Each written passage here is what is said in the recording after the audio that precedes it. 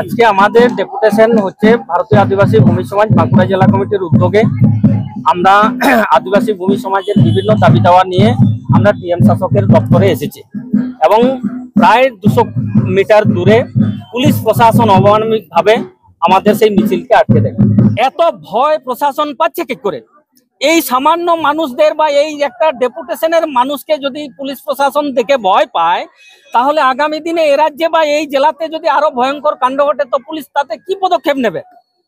ফলে আদিবাসী মানুষ, সহজ সাধারণ মানুষ, তারা নিজেদের হক অধিকারের জন্য জেলা শাসকের দপ্তরে এসেছে।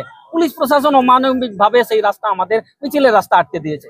আপনারা বিবেচনা করুন, আপনারা ভাবুন যে পুলিশ প্রশাসন এটা মানবিক করেছে না অমানবিক করেছে? এত ভয় কিসের?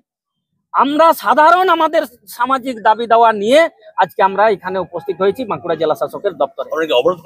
আমরা এই মুহূর্তে এই রেড ক্রসের চৌরাস্তা এই মুহূর্তে আমরা অবরোধ করেছি।